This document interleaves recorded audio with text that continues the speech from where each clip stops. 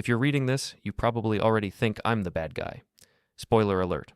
I am, but only because she wrote the screenplay and I just decided to direct the final act. My name is Carson Hale, and I'm 34 years old. I work as an IT project coordinator in Boston, which means I spend my days fixing other people's digital disasters while they take credit for the solutions. It's a thankless job that pays decent money, and until recently, I thought that was enough. I was wrong about a lot of things. Before we dive deeper into this story, I have one small request. Please subscribe, drop a like, comment, and hit that hype button to boost this channel so more people can discover these incredible Reddit stories. My wife Jenna is 32, blonde, and the kind of woman who takes selfies with her morning coffee because she thinks the world needs to document her existence. She works at a boutique called Luxe and Lovely in the Back Bay, where she styles rich women who have more money than sense. Jenna calls herself a lifestyle curator, which is fancy talk for someone who convinces other people to buy expensive things they don't need. The first crack in our marriage showed up on a Tuesday morning in March.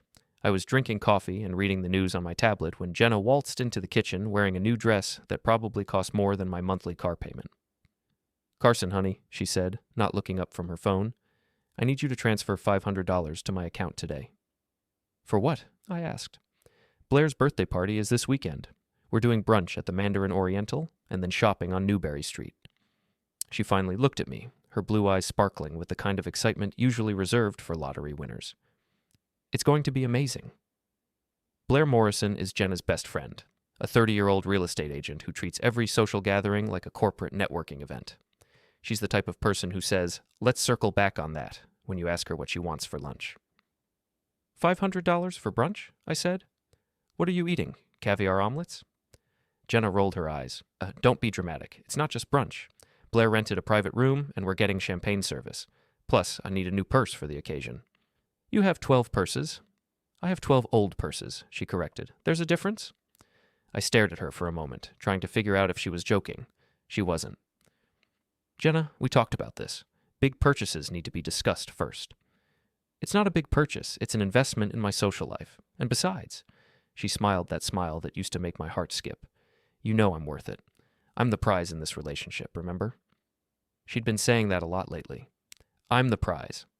Like she was a trophy I'd won at some cosmic carnival, and I should be grateful for the privilege of paying her entry fees. "Right," I said. "The prize. How could I forget?" I transferred the money because it was easier than fighting. That was my first mistake. The second mistake was not paying attention to the pattern. Over the next few weeks, Jenna's requests became more frequent and more expensive. New shoes for a client meeting, a spa day because she was stressed, a weekend trip to New York with Blair because they needed girl time. Each time she used the same logic, or she was the prize, and prizes needed to be maintained. My coworker Dev Singh noticed the change before I did. Dev is a software developer with a dry sense of humor and an uncanny ability to spot bullshit from across the office. We were grabbing lunch at a sandwich shop near our building when he brought it up. "You look like someone stole your lunch money," Dev said, biting into his turkey club. "Just tired," I said. "Tired of working or tired of paying for your wife's shopping addiction?" I looked up sharply. "What's that supposed to mean?" "Dude, you've been complaining about money for weeks. Meanwhile, Jenna's Instagram looks like a luxury lifestyle blog. Either you got a secret raise, or she's got a secret credit card." He wasn't wrong. Jenna's social media presence had exploded recently. Every day brought new photos of expensive meals, designer clothes, and exotic cocktails. Her followers ate it up, leaving comments like "goals" and "living your best life." "It's not that bad," I said, but even as the words left my mouth, I knew they weren't true. "Carson, my friend, let me share some wisdom from my grandmother. When a woman starts calling herself a prize, it's time to check if you can afford the game." That afternoon, I did something I'd never done before. I logged into our bank account and actually looked at the numbers. What I found made my stomach drop. In the past 2 months, Jenna had spent over $4,000 on what she categorized as personal expenses.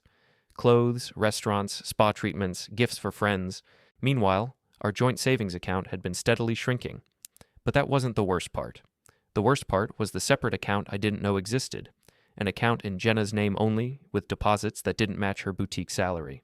I spent the rest of the day staring at spreadsheets, trying to make sense of the numbers. When I got home that evening, Jenna was in the living room with Blair, both of them surrounded by shopping bags. "Carson!" Jenna jumped up and kissed my cheek. "Perfect timing. Blair and I were just talking about you." Blair smiled that predatory smile she reserved for potential clients. Jenna's been telling me how supportive you are of her career. It's so refreshing to meet a man who understands that successful women need investment. Investment, I repeated. Exactly, Blair continued. Too many men see their wives' success as a threat instead of an opportunity. But you get it. You understand that Jenna's brand requires maintenance. Her brand? Oh yes, Blair's eyes lit up.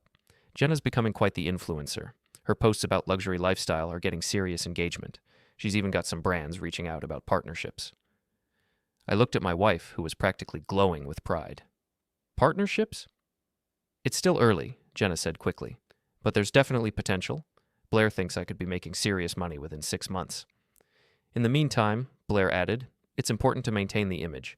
You can't promote luxury if you're not living it, right? After Blair left, I confronted Jenna about the secret account. She didn't even try to deny it. It's my commission account, she said, as if it was the most natural thing in the world. I keep my work money separate. Since when? Since always. It's just business, Carson. You wouldn't understand. Try me. She sighed like I was a particularly slow child. Look, the boutique pays me a base salary plus commission on sales. The commission goes into my personal account because it's my money. I earned it. With clothes I helped pay for and a car I'm still making payments on. That's different. That's husband stuff. This is career stuff. What's the difference? The difference is that my career money is mine, and our household money is ours. It's a very modern arrangement. I stared at her. So your money is yours, but my money is ours? Exactly. She seemed genuinely pleased that I was finally getting it. I'm so glad you understand. Blair was worried you might be one of those controlling husbands who wants to micromanage everything. That night, I lay awake thinking about Dev's grandmother's wisdom. When a woman starts calling herself a prize, it's time to check if you can afford the game. The problem was, I was starting to realize I'd been playing a game where I didn't know the rules, and the house always won. The breaking point came 2 weeks later at a restaurant called Harvest Moon in Harvard Square. Jenna had insisted we needed a date night to reconnect, which I thought was a good idea until I realized she'd invited Blair and her new boyfriend, a venture capitalist named Max Thornton. Max was everything I wasn't. Tall, confident, and wealthy enough to order wine without looking at the prices. He wore a watch that probably cost more than my car and spoke about money the way other people talked about the weather.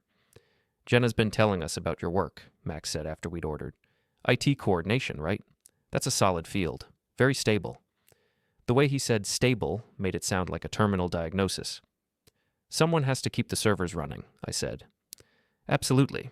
The backbone of modern business. He smiled the kind of smile rich people give to service workers. I actually invest in several tech companies, always looking for good technical talent. Max just closed a deal with a startup that's revolutionizing social media marketing, Blair chimed in. Tell them about the influencer platform, Max. As Max launched into a detailed explanation of how his latest investment was going to disrupt the lifestyle branding space, I watched Jenna hang on every word. She asked intelligent questions about engagement rates and brand partnerships, displaying a knowledge of social media marketing I didn't know she possessed. You really know your stuff, Max said, clearly impressed. Have you thought about consulting? I know several brands that could use someone with your aesthetic sense. Oh, I couldn't, Jenna said, but her eyes said otherwise. I mean, I'm still learning. Nonsense. You've got natural talent. Look at your Instagram engagement rates. I blinked. You've looked at her Instagram? Blair showed me, Max said smoothly. Very impressive content strategy. Jenna's got real potential in the influencer space. The conversation continued, but I found myself watching instead of listening. Watching how Jenna leaned toward Max when he spoke. Watching how she laughed at his jokes, even the ones that weren't funny. Watching how she seemed to glow under his attention. When the check came, Max immediately reached for it. My treat, he said. Oh, you don't have to, Jenna protested, but she didn't protest very hard. Nonsense. Successful people invest in relationships. He looked directly at Jenna when he said it. The ride home was quiet until Jenna broke the silence. Max is really impressive, isn't he? Sure. I mean, the way he thinks about business, it's so strategic. Uh-huh. Blair's lucky to be dating someone so successful. I glanced at her. I thought they just met. They did, but you can tell he's going places. Some people just have that energy, you know? That drive to be more than ordinary. And some people are happy being ordinary. She looked at me for a long moment. Are you? It was a simple question with a complicated answer. 3 months ago, I would have said yes. I liked my job, I loved my wife, and I thought we were building something together. But sitting in that car, listening to Jenna talk about Max's energy and drive, I realized she wasn't asking if I was happy being ordinary. She was telling me I was. The next morning, I did something I'd never done before. I created a fake social media account and started following my wife's online activity. Not just her posts, but her comments, her likes, her interactions. What I found was like discovering a secret room in my own house. The Jenna on social media was someone I barely recognized. She was confident, flirty, and constantly engaging with men I'd never heard of. She posted photos of expensive meals and designer clothes, always with captions about living your best life and never settling for less than you deserve. Her DMs were even more revealing. She had ongoing conversations with at least a dozen men, all of them wealthy, all of them showering her with compliments and offers to take her somewhere nice. The worst part was reading her conversations with Blair. They talked about me like I was a roommate they were stuck with instead of a husband Jenna had chosen. Carson's been weird lately, Jenna had written, always asking about money and wanting to discuss purchases. It's like he doesn't understand that I'm an investment, not an expense. Ugh, controlling much? Blair had replied. You need to train him better. Max says successful women can't afford insecure partners. Max is so right. I mean, Carson's sweet, but he's got zero ambition. Sometimes I wonder if I settled. Honey, you're a prize. Don't let anyone make you forget that. I read those messages 3 times before closing the laptop. Then I sat in my office chair and stared at the wall for about an hour, trying to process what I'd learned. My wife thought she was a prize, and I was the consolation prize she'd settled for. That evening, Jenna announced she was going out with Blair and some potential business contacts. Will Max be there? I asked. Probably. Why? Just curious. She kissed my forehead like I was her little brother. Don't wait up. This might be a late night. After she left, I opened a bottle of beer and called Dev. You sound like someone gone, he said. Someone did. My marriage. I told him everything. The secret account, the social media activity, the conversations with Blair. Dev listened without interrupting, which was unusual for him. So, what are you going to do? He asked when I finished. I don't know. You've got 3 choices, my friend. Fight for her, accept the situation, or walk away. What would you do? Me? I'd probably do something stupid and end up in jail, but you're smarter than me. You're methodical. You plan things. He was right about that. In my work, I was known for being thorough, for thinking 3 steps ahead, for having contingency plans for my contingency plans. Dev? Yeah? What's your grandmother's wisdom about prizes? He was quiet for a moment. She used to say that anything calling itself a prize is usually just expensive bait. That night, I started planning. The first step was documentation. I began screenshotting Jenna's social media activity, saving her DMs, and tracking her spending patterns. I opened my own separate bank account and started diverting my direct deposit. I consulted with a lawyer named Sarah Vance, a sharp-tongued woman in her 50s who specialized in what she called modern marriage disasters. Your wife has created a paper trail that would make a prosecutor weep with joy, Ms. Vance said after reviewing my evidence. Emotional infidelity, financial deception, and documented intent to use the marriage for personal gain. If she files for divorce, she's going to be very disappointed with the settlement. What if I file first? Even better. Massachusetts is a no-fault state, but judges still consider conduct when dividing assets. Your wife's behavior isn't illegal, but it's not going to win her any sympathy. The second step was logistics. I found a new apartment, arranged for utilities, and started moving my personal belongings a few items at a time. Jenna was so busy with her business meetings that she didn't notice her husband was systematically disappearing from their shared life. The third step was the most important. I needed witnesses. That's where Mrs. Kowalski came in.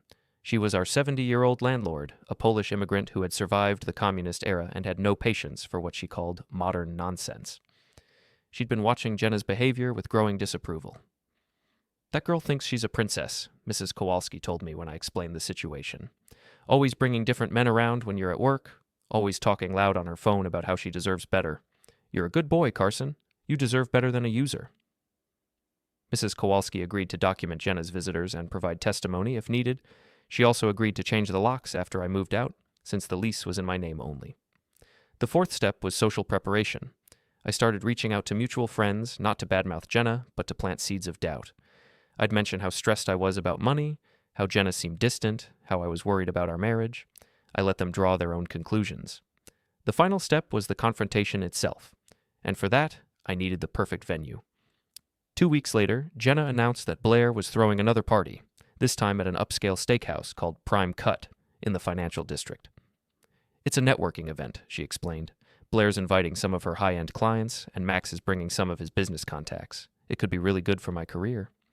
Sounds expensive, I said. Don't worry about it. I'll handle my own expenses. With what money? She gave me that look again, the one that said I was missing something obvious. Carson, honey, successful people invest in relationships. This isn't an expense. It's an opportunity. An opportunity for what?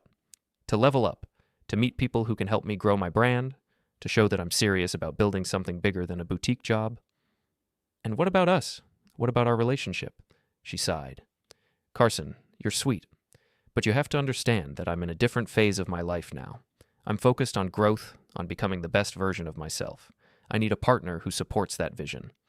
And I don't? You support the old me, the small-town girl who was grateful for stability, but I'm not that person anymore. I'm a prize, and I need someone who recognizes my value. There it was, the line in the sand. Okay, I said. Let's go to this party. Let's see what all this networking is about. She looked surprised. Really? You want to come?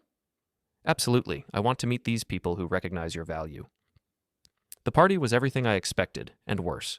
20-something social climbers mixing with 40-something venture capitalists, everyone trying to out-impress everyone else. The restaurant had given Blair a private dining room with an open bar and a menu that started at $40 for appetizers. Jenna was in her element, working the room like a seasoned politician. She'd bought a new dress for the occasion, something black and expensive that probably cost more than most people's rent. She introduced me to her new contacts as my husband Carson, but the way she said it made it sound like a minor detail rather than a defining relationship. Max was there, of course, holding court near the bar with a group of younger women who hung on his every word. He was telling a story about a recent business trip to Dubai, making sure everyone knew he'd flown first class. Carson, Blair appeared at my elbow with a martini in her hand. So glad you could make it. Jenna wasn't sure you'd be interested in this kind of event. Why wouldn't I be interested in my wife's career? Oh, you know, some men get intimidated when their wives start outgrowing them. I looked at her carefully. Outgrowing them how? Socially, professionally, financially. It takes a secure man to handle a woman who's leveling up. And you think Jenna's leveling up? Oh, honey, look around. 6 months ago, she was just another boutique employee. Now she's networking with venture capitalists and influencer marketing executives. She's building something. With whose money? Blair's smile faltered slightly. What do you mean? I mean all this networking costs money. The clothes, the parties, the lifestyle maintenance. Where's it coming from? From her success, obviously. Jenna's commission checks have been incredible lately. Have they? Before Blair could answer, the restaurant manager announced that dinner was served. We moved to a long table where place cards indicated our seating arrangements. I found myself between Jenna and a 25-year-old social media strategist named Tyler, who immediately launched into a monologue about personal branding. The key, Tyler said, cutting into his $60 steak, is authenticity. People can smell fake from a mile away. You have to really live the lifestyle you're promoting. And how do you afford to live that lifestyle while you're building your brand? I asked. Tyler looked confused by the question. You invest in yourself. You find people who believe in your vision and are willing to support it while you grow. People like investors? Investors, mentors, partners, anyone who recognizes your potential and wants to be part of your success. I glanced at Jenna, who was deep in conversation with Max about influencer marketing strategies. And what happens to those people once you've achieved success? What do you mean? I mean, once you don't need their support anymore, what's their role in your life? Tyler shrugged. That depends on whether they evolved with you or got left behind. After dinner, the group moved to the bar for what Blair called continued networking. I watched my wife work the room, collecting business cards and Instagram followers like trophies. She was animated, charming, and completely in her element. She was also completely ignoring me. Around 10 o'clock, I decided to test a theory. I approached Jenna as she was talking to Max and 2 other men about potential brand partnerships. Hey, honey, I said, putting my hand on her shoulder. This has been great, but I'm getting tired. Ready to head home? She turned to me with barely concealed irritation. Carson, I'm in the middle of something important. I know, but it's getting late, and we both have work tomorrow. You have work tomorrow? I'm building a career. The conversation around us stopped. Max and his friends were suddenly very interested in their drinks. "Right," I said. "Your career, the one that's funded by my salary." Her face flushed. "Excuse me?" I said, "Your career is funded by my salary. The clothes, the parties, the networking events. Where do you think that money comes from?" "From my commissions." "Really? Because I've seen your commission checks, and they don't add up to your spending." The silence was deafening. Everyone within earshot was now openly staring at us. "Carson," Jenna said through gritted teeth, "this is not the time or place." "Actually, I think it's the perfect time and place. All these people who recognize your value should know how it's being subsidized." Max stepped forward. "Hey man, maybe you should." "Maybe I should what?" I turned to face him. "Maybe I should keep quiet while you help my wife spend my money. Maybe I should pretend I don't know about the private messages and the business meetings that happen when I'm at work." Jenna's face went white. "You're embarrassing yourself." "No, Jenna, I'm embarrassing you. There's a difference." I pulled out my phone and opened her Instagram account. "Ladies and gentlemen, I'd like you to meet the real Jenna Hale, the woman who calls herself a prize while her husband pays for the packaging." I started reading her DMs out loud. The flirty messages with potential business partners, the conversations with Blair about finding a more ambitious husband, the complaints about being stuck with someone who didn't understand her value. "Carson, stop," Jenna hissed. "Stop what? Stop telling the truth? Stop revealing that your entire lifestyle brand is built on financial deception? You're crazy." "Am I? Let's test that theory." I pulled out my wallet and threw it on the bar. "There's my credit card, Jenna. Pay for your own drinks tonight. Show everyone how successful and independent you really are." She stared at the wallet like it was a snake. "Go ahead," I said. "You're the prize, remember? Surely a prize can afford her own champagne." The bartender appeared, clearly uncomfortable with the situation. "Is there a problem here?" "No problem," I said. "My wife was just about to pay for her drinks. With her own money. From her very successful career." Jenna fumbled for her purse, her hands shaking. She pulled out a credit card and handed it to the bartender, who ran it through the machine. A moment later, he handed it back. "I'm sorry, ma'am. This card was declined." The silence was absolute. "Try this one," Jenna said, producing another card. Declined, and another. Declined. I picked up my wallet and put it back in my pocket. "Well, this has been educational. Jenna, when you're ready to have an honest conversation about our marriage, you know where to find me. Until then, enjoy networking with people who can afford to support your lifestyle." I walked out of that restaurant feeling lighter than I had in months. Behind me, I could hear Blair trying to salvage the situation, making excuses about technical problems and temporary cash flow issues. But the damage was done. By the next morning, the story would be all over social media. The influencer who couldn't afford her own drinks, the prize who turned out to be fool's gold, that was just the beginning. Over the next week, Jenna's carefully constructed social media empire began to crumble. Her followers started asking pointed questions about her lifestyle claims. Brands that had been interested in partnerships suddenly went silent. Her DMs filled with trolls and critics instead of admirers and potential business contacts. Blair tried to distance herself from the situation, claiming she'd been misled about Jenna's financial situation. Max disappeared entirely, blocking Jenna on all social media platforms and refusing to take her calls. Meanwhile, I was systematically dismantling the life we'd built together. I moved out of our apartment, taking only what was legally mine. I closed our joint bank accounts and credit cards. I canceled the insurance policies and utility services that were in my name. Mrs. Kowalski was delighted to help. "About time someone taught that girl a lesson," she said as she changed the locks. "You want some advice from an old woman? Find yourself a nice girl who knows the difference between being worth something and costing something." Jenna tried calling, texting, and showing up at my office. She alternated between tearful apologies and angry accusations. She claimed I was being cruel, vindictive, and financially abusive. "You can't just abandon me," she said during one particularly dramatic phone call. "I'm your wife." "No," I said. "You're my soon-to-be ex-wife. There's a difference. Carson, please. I made mistakes, but we can work through this. I love you. You love my bank account. You love the lifestyle I provided. You love having someone to pay for your dreams while you shopped for someone better, but you don't love me." "That's not true." "Jenna, you called me a settlement. You told your best friend you wondered if you'd settled for less than you deserved. You spent months flirting with other men while I paid your bills. That's not love. That's convenience." The divorce proceedings were swift and brutal. Ms. Vance had prepared a case that was so airtight it could have been used as evidence in a law school textbook. Jenna's lawyer, a young idealist who specialized in women's rights, was completely unprepared for the mountain of evidence we presented. Text messages, social media posts, financial records, witness testimony from Mrs. Kowalski, and several of our mutual friends who had grown tired of Jenna's entitled behavior. The judge, a stern woman in her 60s, was not impressed with Jenna's claims of emotional abandonment. "Mrs. Hale," the judge said during the final hearing, "you have presented no evidence that your husband was abusive, controlling, or financially irresponsible. In fact, the evidence suggests that you engaged in deceptive financial practices and emotional infidelity while your husband supported your lifestyle. This court sees no reason to award you spousal support or any portion of assets you did not contribute to acquiring."